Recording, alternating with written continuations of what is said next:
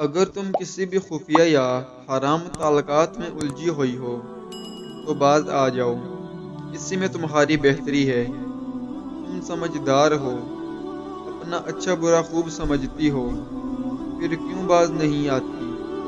کیوں خود کو الجھا کر رکھتی ہو؟ باہر نکل آؤ ان الجھنوں سے۔ یقین جانو، مرد کا کچھ نہیں بگڑتا۔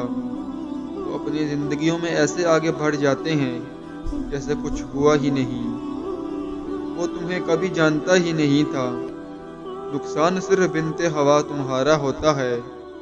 تمہاری حیا جاتی ہے، تمہارا ایمان جاتا ہے، تمہاری عزت نفس جاتی ہے، لال رشتوں کی مٹھاس جاتی ہے۔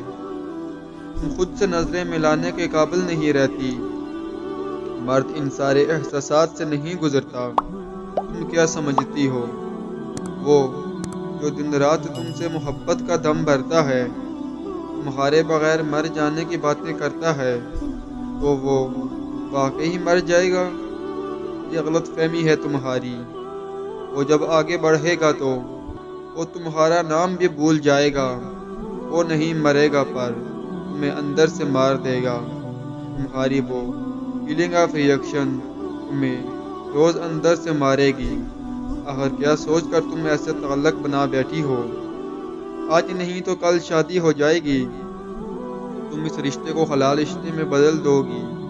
تو میں پوچھتا ہوں، کل کا وعدہ کس نے کر رکھا ہے تم سے؟ تم خدا کو ناراض کر کے بندوں کو خوش کبھی نہیں رکھ سکتی۔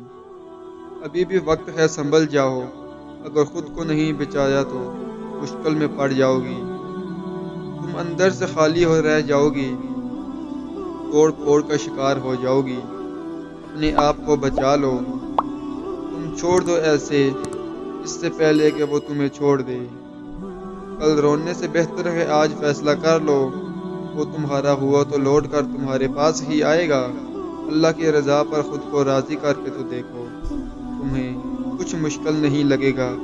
بے شک اللہ پاکیزگی اختیار کرنے والوں کو پسند کرتا ہے۔